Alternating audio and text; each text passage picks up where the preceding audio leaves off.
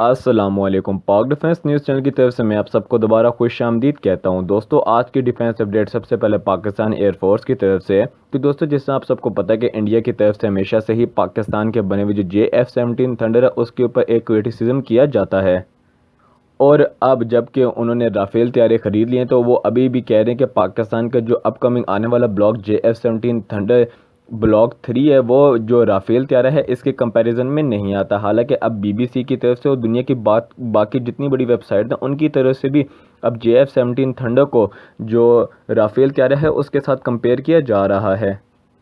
यही बात है कि जब तक राफेल तैयारा इंडिया में लैंड नहीं कर गया था तब तक जो जितने भी मिलिट्री एक्सपर्ट हैं वो पाकिस्तान के JF-17 थंडर और राफेल एयरक्राफ्ट को आपस में काफ़ी ज़्यादा डिबेट भी कर रहे थे इन दोनों जहाज़ों के ऊपर। जो भी यूरो एशियन टाइम्स के ऊपर भी ये रिपोर्ट आई है कि उनकी तरफ से भी पाकिस्तान के बनाए हुए JF-17 थंडर और राफेल तैयारे को आपस में कंपेयर किया गया है। BBC की तरफ से इन दोनों तैयारों का जब कंपैरिजन किया गया है और साथ साथ BBC की तरफ से अपने जितने भी तजज़ियाकार हैं उनकी तरफ से भी इन दोनों जो लड़ाका तैयारे हैं इनकी सलाहियतों का मुआवजा किया गया है। साथ साथ पाकिस्तान एयरफोर्स के ऑफिसर्स और इंडियन जो ऑफिसर्स हैं उनके भी जो ओपिनियंस थे उनको भी इस रिपोर्ट के अंदर शामिल किया गया है। इंडिया ने 36 राफेल का जो कॉन्ट्रैक्ट था वो फ्रांस के साथ साइन किया गया था, जिनमें से उनको 5 जो राफेल तैयारे पिछले ही हफ्ते डिलीवर किए जा चुके हैं और इनको अंबाला एयरबेस के अंदर रखा गया है और तकरीबन तक ये फ्रांस से 7,000 किलोमीटर का सफ़र तय करके भारत आए हैं।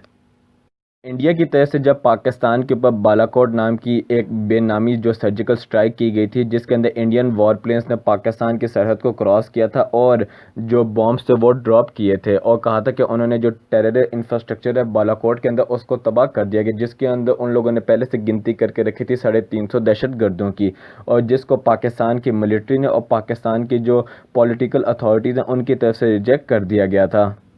मगर उसके अगले दिन ही पाकिस्तान एयरफोर्स की तरफ से जितना बुरा जो रिटालिएट किया गया था इंडिया को, और पाकिस्तान एयरफोर्स की तरफ से इंडियन मिलिट्री इंस्टॉलेशन से उनके ऊपर मिसाइल्स फायर किए जाने थे, मगर पाकिस्तान एयरफोर्स की तरफ से उनकी मिलिट्री इंस्टॉलेशंस के पास ही मिसाइल्स को फायर किया गया। और ये बात है कि पाकिस्तान एयरफोर्स ने काफ़ी अच्छे से मैनेज किया था MiG-21 बाइसन को गिराने में और साथ साथ इंडियन एयरफोर्स का जो Su-30 MK था उसको भी गिराने में।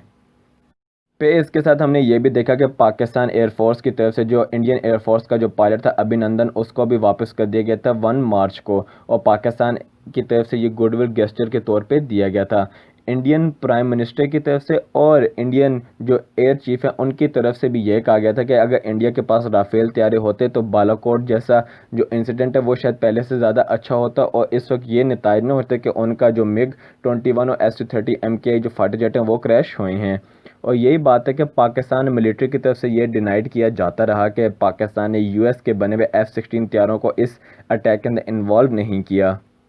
और इस अटैक के अंदर जितनी भी एंगेजमेंट हुई हैं पाकिस्तान एयरफोर्स की और IAF की, वो पाकिस्तान की तरफ से JF-17 थंडर्स को इस एंगेजमेंट्स के अंदर शामिल रखा गया है। और ये पाकिस्तान आर्मी के जो स्पोक पर्सन है जिनका नाम मेजर जनरल आसिफ गफूर हैं, जो कि उस वक्त ISPR के DGB थे। फिर इसी तरह पाकिस्तान आर्मी के जो साबिक चीफ है जनरल परवेज़ मुशर्रफ साहब, उनकी तरफ से भी कहा गया कि मैं बड़ा प्राउडली ये अनाउंस करता हूँ कि मैं JF-17 थंडर जो प्रोजेक्ट था इसका डायरेक्टर था, जिसको पाकिस्तान और चाइना ने मिलकर बनाया है। और बाद में कहा गया कि ये जो फाइटर जेट था ये पाकिस्तान के उम्मीदों पर पूरा भी उतरा। इसी तरह पाकिस्तान एयरफोर्स के रिटायर्ड मार्शल शाहिद लतीफ़ की तरफ से भी कहा गया कि जिन तैयारों ने पाकिस्तान के अंदर घुसने की कोशिश की थी पाकिस्तान एयरफोर्स की तरफ से उन्हीं तैयारों को मार दिया गया था, और जो तैयारे अब इस तरह पाकिस्तान के अंदर घुसने की कोशिश करेंगे उनको भी हम मार गिराएंगे। अब अगर राफेल तैयारों की बात की जाए और राफेल तैयारों की कैपेबिलिटीज़ की बात करें तो इंडियन जो डिफेंस एनालिस्ट है मारूफ रज़ा, उनकी तरफ से कहा गया है कि जो राफेल है ये एक फोर्स मल्टीप्लायर है और इसके अंदर काफ़ी ज़्यादा स्टेल्थ फीचर्स भी हैं। और यही बात है कि इसकी ऑपरेशनल कैपेसिटी है वो 60 से 70% के दरमियान है, जबकि जो सुखोई फाइटर जेट है इसकी जो ऑपरेशनल कैपेसिटी है वो तकरीबन तक 50% के करीब है। और यही बात है कि माउंटेन्स एरिया के अंदर और स्मॉल प्लेसेस के अंदर जो राफेल तैयारा है इसकी जो कैपेबिलिटी है वो बहुत ज़्यादा बढ़ जाती है। और राफेल तैयारी की एक ख़ास बात यह भी है कि इसको बासानी एयरक्राफ्ट कैरियर के ऊपर भी लैंड कराया जा सकता है समंदर के अंदर। जो डॉसॉल्ट राफेल तैयारा है ये French origin twin engine canard delta wing multi role fighter aircraft है, जिसके ऊपर वाइड रेंज के वेपन्स को डिप्लॉय किया जा सकता है। साथ साथ राफेल त्यारा जो है एयर सुप्रीमेसी के लिए बनाया गया है। साथ साथ ये अपने साथ एयर रिकॉनेंस और ग्राउंड सपोर्ट भी दे सकता है। इसके साथ साथ राफेल त्यारा जो है अपने साथ डीप स्ट्राइक और एंटी शिप स्ट्राइक और न्यूक्लियर जो वेपन है उनको भी साथ कैरी करने के साथ रखता है। इंडियन एयरफोर्स के जो BS धनोआ हैं उनकी तरफ से कहा गया था कि पाकिस्तान एयरफोर्स 27 फरवरी को रिटालिएट कभी ना करता अगर इंडिया के पास राफेल त्यारा मौजूद होता, और अगर इंडिया के पास राफेल त्यारा हो तो पाकिस्तान के त्यारे कभी भी ये हमाकत ना करते कि वो इंडियन टेरिटरी के अंदर घुस सकें। और यही बात थी उनकी तरफ से कहा गया कि पाकिस्तान एयरफोर्स ने अगले ही दिन जब 26 को उन्होंने बालाकोट एयर स्ट्राइक किए तो पाकिस्तान की तरफ से 27 फरवरी को अपने त्यारों को इंडियन एयर स्पेस के अंदर भेजा गया था। अब हम बात करें तो JF-17 थंडर कैपेबिलिटीज़ की, तो JF-17 थंडर जो था इसको पाकिस्तान ने चाइना की मदद के साथ मिलकर बनाया है। और यही बात है कि JF-17 थंडर ब्लॉक 3 के अंदर J-20 जो स्टेल्थ फाइटर जेट है उसकी कैपेबिलिटीज़ को डाला गया जो कि इसकी कॉम्बैक्ट एफिशिएंसी है उनको बूस्ट करेंगी। साथ साथ यही बात है कि JF-17 थंडर के अंदर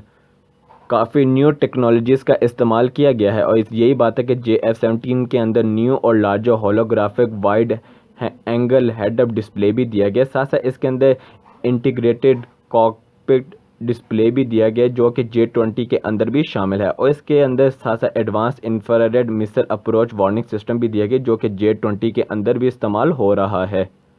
और इस रिपोर्ट के अंदर सबसे खास जो बात बताई गई वो ये है कि पाकिस्तान एयरफोर्स JF-17 थंडर को खुद मैन्युफैक्चर करती है। इसके अंदर कोई भी अपग्रेडेशन करनी हो, ओवरहॉल करनी हो, वो सब पाकिस्तान एयरफोर्स खुद कर सकती है। पाकिस्तान एयरफोर्स को किसी और मुल्क के ऊपर डिपेंड नहीं करना पड़ता। और यही चीज़ इंडिया जो राफेल हासिल कर रहा है इसके ऑपोजिट है। इंडिया को इन जहाज़ के अपग्रेडेशन और इनकी ओवरहॉल के लिए इन जहाज़ों को फ्रांस ही भेजना पड़ेगा ताकि वहाँ पर इन जहाज़ों की जो अपग्रेडेशन है और ओवरहॉलिंग है वो हो सके, क्योंकि इंडिया खुद इन जहाज़ों को मैन्युफैक्चर नहीं करता, ना ही इंडिया के पास ऐसी फैसिलिटी शामिल है। इसी तरह पाकिस्तान एयरफोर्स के retired air vice marshal Shahzad Chaudhry साहब की तरफ से JF-17 थंडर और राफेल त्यारे को कंपेयर करते हुए कहा गया कि हर त्यारे को इसलिए डिज़ाइन किया जाता है कि उससे जो उस मुल्क के जो स्पेसिफिक गोल्स हैं और जो टारगेट हैं वो अचीव किए जा सकें, ना कि इन जहाज़ों को इन चीज़ों के ऊपर कंपैरिजन किया जाए कि इन जहाज़ों की स्पीड कितनी है, वॉल्यूम कितनी है और दीगर चीज़ों के ऊपर। और साथ साथ उन्होंने एक और एग्जांपल देते हुए ये भी कहा कि जिससे हम सब देख सकते हैं कि अगर हम कार को और एक ट्राले को आपस में कंपेयर करें, हालांकि इन दोनों का ही मकसद डिफरेंट है और हम इन दोनों को कंपेयर भी नहीं कर सकते। साथ साथ शहजाद चौधरी साहब की तरफ से ये भी कहा गया कि JF-17 थंडर जो था पाकिस्तान एयरफोर्स के जितने भी गोल्स थे उनके लिए बेस्ट ऑप्शन था। और इंडियन एयरफोर्स के अंदर काफ़ी ज़्यादा अच्छे जो जहाज़ हैं वो मौजूद हैं, मगर पाकिस्तान एयरफोर्स ने जब इंडिया का MiG-21 जो फाइटर जेट था और इंडिया का फ्रंट लाइन फाइटर जेट जिसको Su-30 MKI कहते हैं उसको भी जब मार गिराया था, और ये उनका front line fighter jet Pakistan के जहाज़ों का कुछ नहीं बिगाड़ सके, तो यहीं से पता चल रहा था कि पाकिस्तान एयरफोर्स जो है किसी भी लिहाज से कम नहीं है।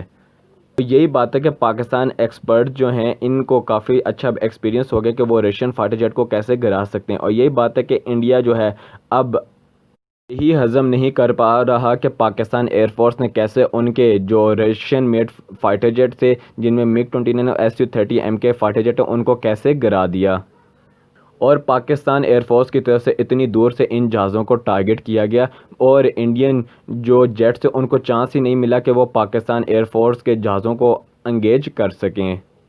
और इसके अंदर ये बात भी की गई कि इंडियन एयरफोर्स का जो सुखोई 30 MKI यही सिर्फ और ऐसा फाइटर जेट था जो सिर्फ मैनेज कर सका अपने आप को एमराम जो BVR मिसाइल है उससे कि वो अपने आप को तबाह होने से बचाए, ना कि Su-30 MKI में इस वक्त इतनी सलाहियत थी कि वो पाकिस्तान एयरफोर्स के जो त्यारे हैं उनका मुकाबला कर सके। इसके साथ साथ ये भी बात की गई पाकिस्तान एयरफोर्स की तरफ से तकरीबन तक 100 की तादाद में जो JF-17 थंडर हैं उनको इंडक्ट किया जा चुका है और अब नए जो JF-17 थंडर के ब्लॉक्स हैं उनको पाकिस्तान में इंडक्ट किया जा रहा है। और यही बात है कि इंडियन एयरफोर्स में अब यही चीज़ उलट है कि इंडिया को अब फ्रांस की तरफ ही देखना पड़ेगा इन जहाज़ों की हर चीज़ के लिए कि उनको ओवरहॉल करना है, नए मिसाइल हासिल करने, तो उनको सिर्फ अब फ्रांस की तरफ ही देखना पड़ेगा। और सिर्फ ये बात नहीं कि उन्होंने कहा है कि JF-17 थंडर इतना कैपेबल है कि वो राफेल के साथ भी एंगेज हो सके, क्योंकि JF-17 थंडर का ब्लॉक 3 जो है वो भी 4.5 जनरेशन का त्यारा होने वाला है और राफेल भी 4+ जनरेशन का त्यारा है और ये दोनों ही फाइटर जेट एक दूसरे को अब एंगेज कर सकेंगे।